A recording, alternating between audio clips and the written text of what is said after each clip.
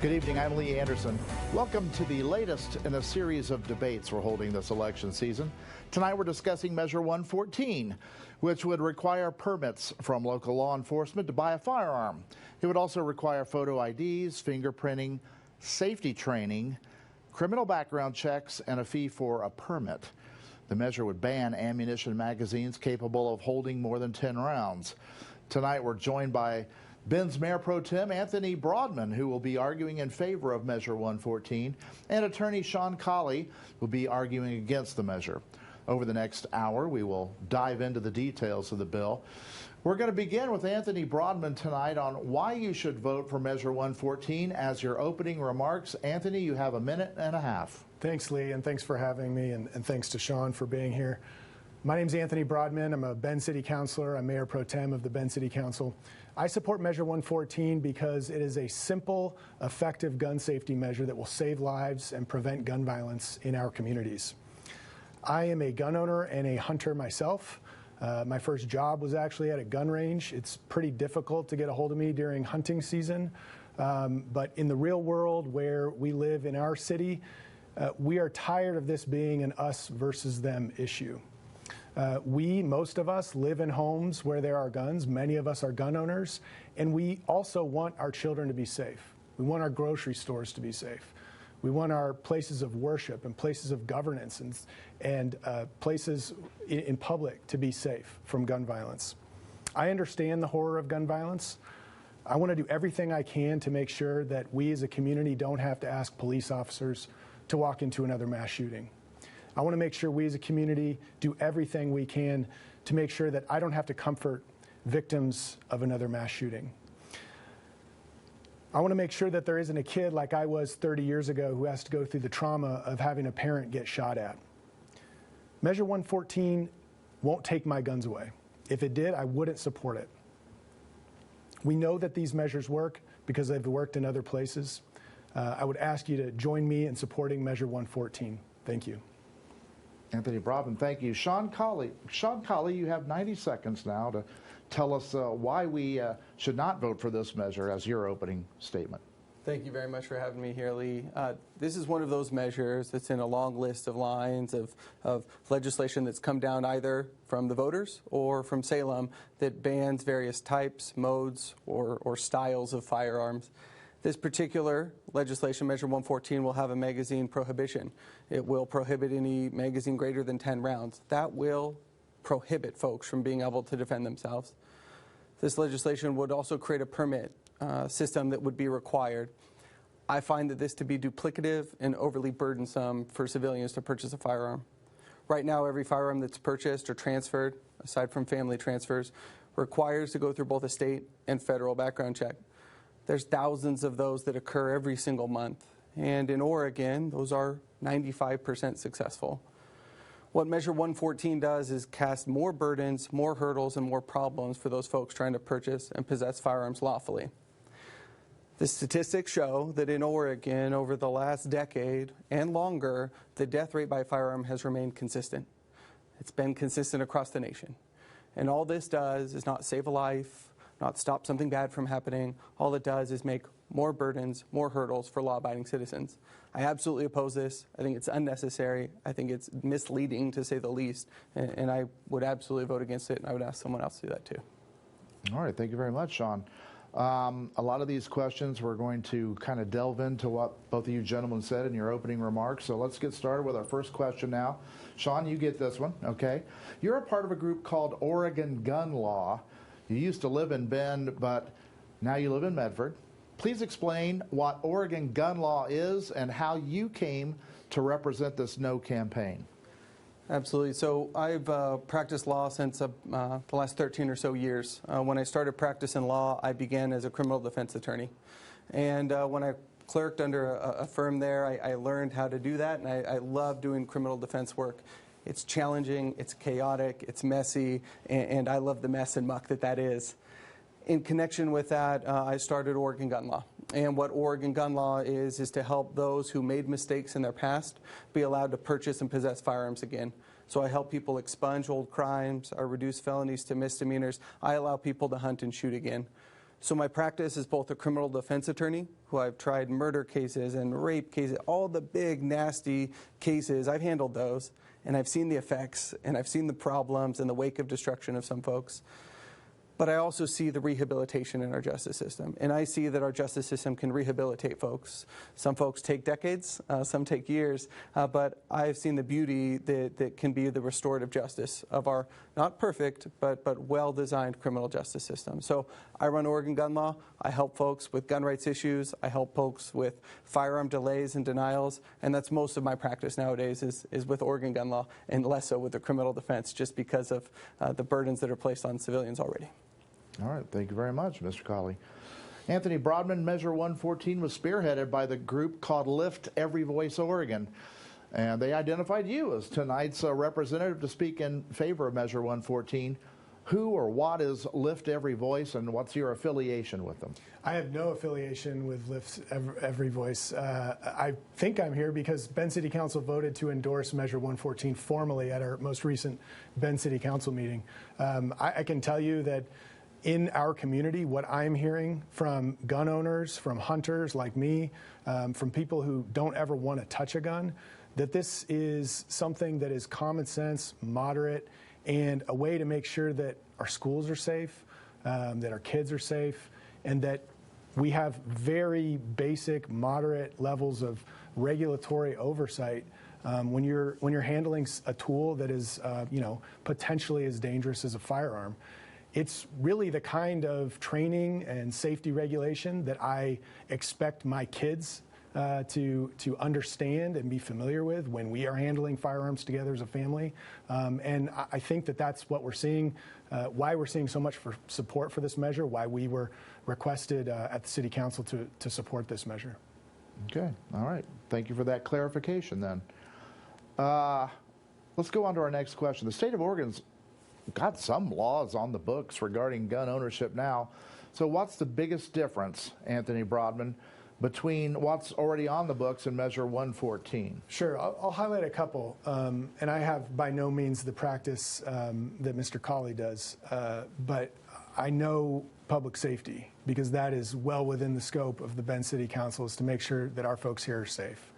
One thing it does is it reduces magazine size to 10 rounds in a magazine. It won't take them away. I have magazines that would exceed the 10-round limit. I will have the option of maintaining those on my private residence or transporting them in a safe manner to a private piece of property where I can continue to use them. That is something that we are 10 states behind on. We would be the 11th, I believe, state to have a magazine limitation that we don't currently have, except for obviously magazine or number of rounds you can carry when you're hunting. The other thing it would do, and I think it's important to note, if a background check doesn't come back in time, people can still purchase guns, and that's unacceptable.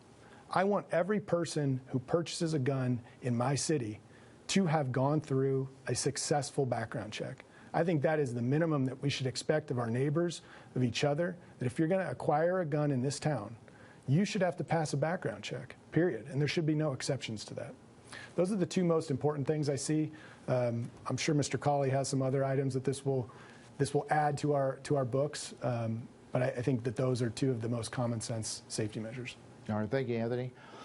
Shawn, Measure 114 versus what's already on the books. So it's a great question. In 2000, Oregon created a background check requirement at all gun shows. Prior to 2000, you could purchase a firearm at a gun show without the background check. That's a great idea. We should have background check at gun shows. In 2009, Oregon signed on to the Nix Improvement Act.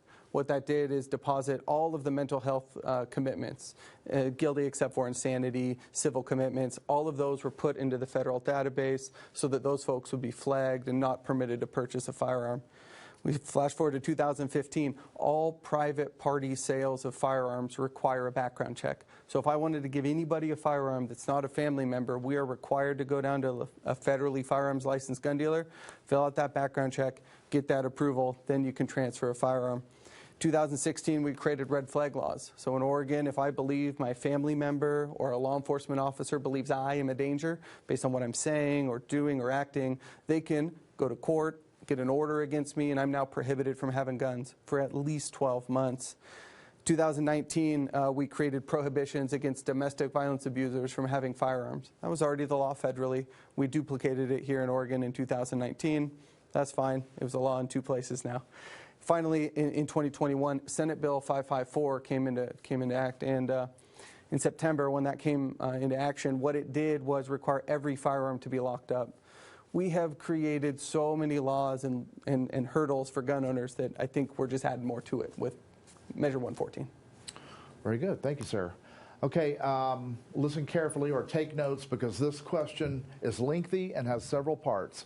So we're going to give you each 2 minutes to respond to this.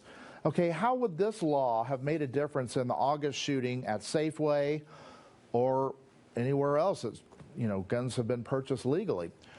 Viewer Bill Clark sent us a similar question saying, please explain why a person who was willing to commit murder would abide by a law limiting magazines to 10 rounds. Don't laws only restrict the law-abiding and not the lawless? Wouldn't a magazine limit of 10 rounds weaken a law-abiding person's ability to defend themselves or their families against a criminal who obviously has no regard for the law? Shawn Kollie, we'll begin with you on that one. 2 minutes. I think that what happened in Bend is obviously tragic. It's horrific. It's terrible. I used to live right by that Safeway. It's a terrible thing that occurred. But Measure 114 would do nothing to stop that. What you see is that the victims who acted heroically and ended this thing, ultimately got killed themselves. It's terrible and it's tragic, and it should never, ever happen again.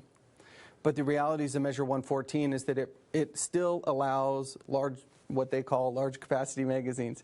I call them standard capacity because when I go into a gun store and buy a standard PMag, it's going to have 30 rounds of 5.56 or 223 ammunition in it. Not in it, but available to put in it. So what Measure 114 would not do is stop something like this from happening. We know that from 94 to 2004, the assault weapons ban was in effect. And in those 10 years, you could not have magazines greater than 10 rounds. You couldn't have what they called assault weapons, various forms and factors and designs to a firearm. They were banned. But what happened during the assault weapons ban is horrific death. Columbine happened during that time. There were like 188 rounds shot during Columbine. That was during the same ban that Measure 114 wants to put forward in our state. The problem with Measure 114 is it does just as that viewer asked. It criminalizes law-abiding citizens. If I want to carry one of the most popular handguns in the world, the Glock 19, that's going to come with a 15-round magazine. I am prohibited from carrying that in self-defense if Measure 114 happens. I'm prohibited on having that on my side to walk to the movie store and or the movie shows and feel safe. I'm prohibited from having that because it has more than 15 rounds. The other aspect is that the way that Measure 114 defines magazine capacity is problematic. Oregon has defined readily available, and our courts have in very problematic ways, which means can this magazine be adjusted, fixed, or modified within a day or two to fit 10 rounds? Almost any magazine that's on the market nowadays for a modern sporting rifle could do that. And that's why I think Measure 114 would not have stopped what happened. All right, very good. Okay, Anthony Broadman, 2 minutes on this. It's been a difficult 30 days for our city, and out of respect for Mr. Surratt and Mr. Bennett and their families, I'm going to steer clear of this most immediate event, and I think that that's okay when we talk about Measure 114, because we know that measures exactly like Measure 114 work. We don't have to look at the last 30 days in this city to know that, because we can look at states like Connecticut that implemented a law just like this, and it reduced gun homicides and gun suicides by about 30%. The state of Missouri, they had a law in the books just like Measure 114. They took it off the books, and immediately gun homicides went up 50%, gun suicides went up 25%. I want to acknowledge the pain and the trauma that this city has suffered, but let's also look at the facts around Measure 114. We know that they work. We know that we would not be the first state with a magazine limitation. In fact, we'd be the 10th or 11th, because we know that when we put in common sense gun safety regulation, gun homicides, gun suicides, they fall. We're losing 2 people every day in this state to gun violence. We wake up and that night when we go to bed, 2 more people have been killed by guns. That should be unacceptable, and we should all do whatever we can in our power to make sure that that's not the state that we live in. All right, thank you very much. Next question, question number 4 tonight. Bend's city law clerk estimates if Measure 114 passes, the city would process about 15,000 permits a year, taking an hour or 2 to process each one. He believes it would take 13 to 20 full-time employees, and that's just for Bend. How much do you anticipate it would cost each agency involved? Where's that money coming from, Anthony Broadman? So I think that's a really important question, Lee, and one that we vetted and talked about at City Council. This cannot be an unfunded mandate, and we need to ensure that we work with our state legislature to ensure that we have the resources at the city level to accomplish exactly what is going to be required under Measure 114. I'm confident that through rulemaking with the Oregon State Police and with the Oregon State Legislature, who are going to be implementing this if it passes and providing oversight, that this will not be an unfunded mandate. That's critical. We also have to keep in mind that gun violence is costing us about $9 billion a year, with a B. And if we need to spend money to keep each other safe in our communities, it's a small price to pay. Now, it can't be something that harms our ability to provide core services, but I am confident that working with Oregon State Police in the rulemaking capacity and with legislative oversight, that this will be money well spent. All right, Shawn Kollie, where will that money come from? 13 to 20 full-time employees, and then each agency that's involved, how much does that cost? Where do we get that money? Well, it comes from the citizens of Bend. That's where that has to come from. You have a budget. And if you're going to fund 13 plus employees, plus a space for them, plus the health insurance, plus the benefits, that adds up tremendously. The Sheriff's Association of Oregon has estimated that if Measure 114 were to pass, it would cost somewhere around $52 million in the first year to implement. Each subsequent year, it would be around $45 to $47 million to implement. We don't know the cost of the course. It's undetermined at this time. That course would estimated, based on the folks here in Deschutes County, it's going to be around $500 to $600 is what would hopefully make it break even. So that means for every individual that wants to buy a gun, they're bearing the burden of those 12 to 13 people. That's going in my pocketbook to pay $400 or $500 for that license so that I may be able to purchase this gun. To do the exact same background check that already exists under state and federal law, it's the exact same thing that's already on the books, but now I'm going to pay an extra $400 or $500 to get the exact same service.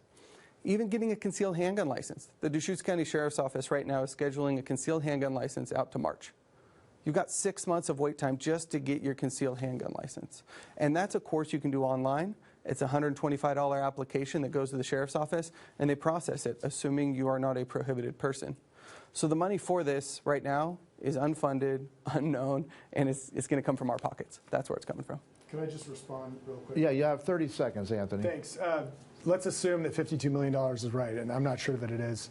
But we're going to recoup as a state significant dollars from fees charged for processing through Measure 114.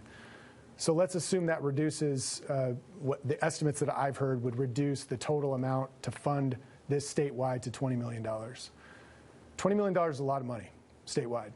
But at what cost are we going to continue to allow 2 people every day to die in our state from gun violence? I think that the fiscal impact of this is critical, and I do not want to minimize it, but it's a good price to pay. All right. Shawn, if you'd like, you have 30 extra seconds on this.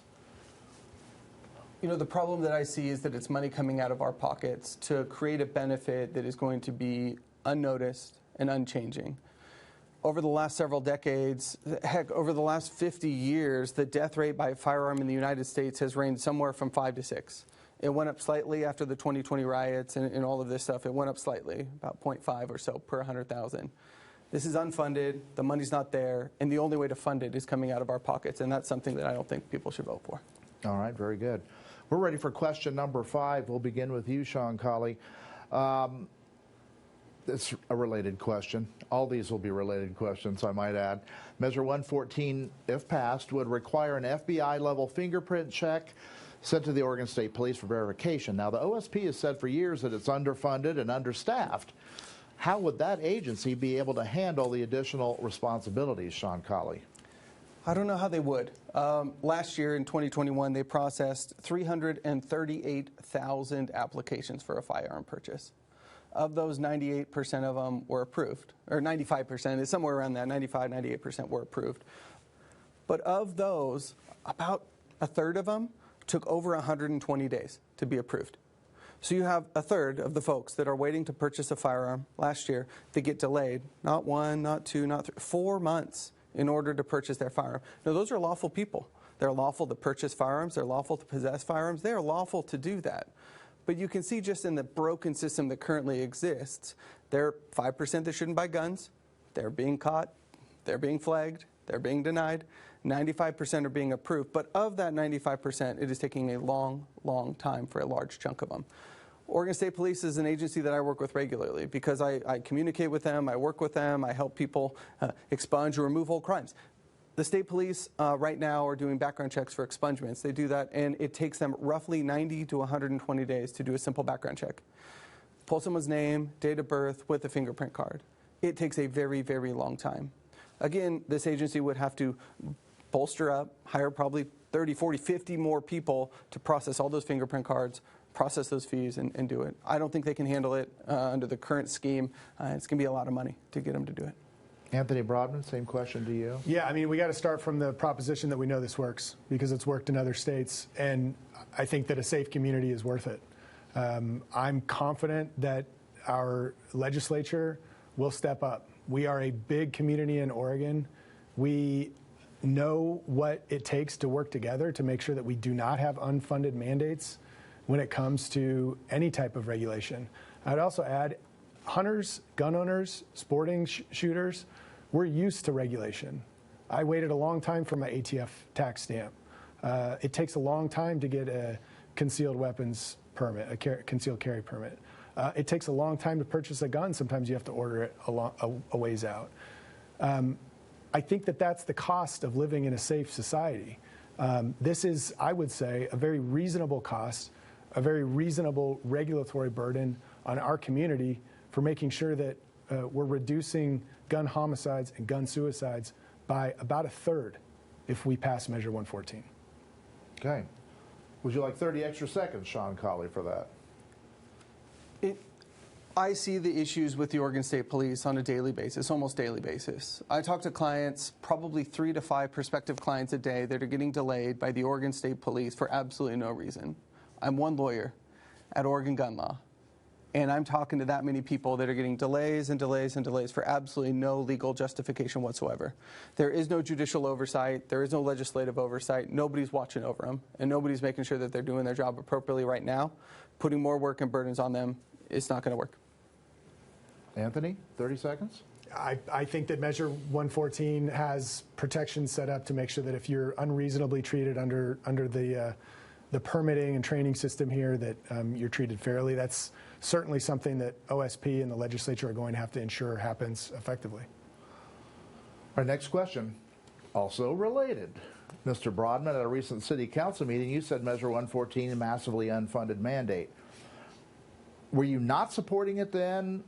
Are you supporting it now for different reasons? Or why, rather than waiting for a measure that may be better written or have funding written into it? No, I was supporting it then. I was urging my colleagues, and they were urging me to support it. I think it was unanimous, and it wasn't controversial. But with every decision we take at the dais for the Bend City Council, we have to analyze every aspect of every decision. And I think that it is important that we take into account the fiscal impacts, and that if this is not implemented correctly, there would be unfunded mandates, which wouldn't be acceptable. I'm confident that based on the collective community will to make sure that we have a safe community in Oregon, safe from gun violence, safe from gun homicides and gun suicides, that that the legislature will step up and fund this. I think that the voters are going to show that this is an important issue for them, and that if we don't do this right, we're breaking the promise that we have to keep each other safe. All right. Thank you very much. That question obviously pointed straight at you, Anthony Broadman, so we got one for you, Mr. Kollie. Are there any changes to Oregon's gun laws that you would support? Or is everything off the table here with you? What is in Measure 114 is absolutely not something I would support, and it's nothing I would ever support. What I think I would support is judicial oversight of the Oregon State Police and the Nix system. Right now, when folks purchase a firearm and face a delay for 6 months, I've talked to people that have faced 15, 18, 24-month delays on buying a firearm. Those are not prohibited people. Our net's broken, right? It's not catching some people that it should, and it's catching some people that it shouldn't. And the problem is we're trying to make a bigger net, right? Let's catch more people, but our net's not working right now. So I think what's in Measure 114 I wouldn't support. What I would support is oversight of the Oregon State Police so that us as citizens can have a chance to have judicial review. Let's look at what the Oregon State Police doing with our tax dollars, with our money, and make sure that they're doing it right, that they're doing it timely, and they're doing it appropriately. Every firearm transaction goes through a background check right now. If Measure 114 passes, we're just going through the same process that already exists. It just requires another license, another burden. There's nothing in Measure 114 that increases background checks, has better background checks. It doesn't exist there, but we're trying to pass it anyway. It doesn't make sense to me. It seems illogical. So to answer your question, Lee, succinctly, under Measure 114, no, and I suppose I would be supporting quite the opposite proposition, which is not let's make more laws, rather let's put better oversight on the laws that already exist. Would you like 30 seconds to respond to what he said? No, I think, it's concerning to hear an expert in the gun law field express the view that people are still not being caught in the net, and that's concerning to me, and another reason why I think we need better regulation. Shawn, you got another thought on that? No, I think we found some common ground. All right. Gentlemen, thank you very much. Great answers. We're at our midway point now, believe it or not, so we'll have more to talk about in the next half hour, so we're back in 90 seconds. Stay tuned.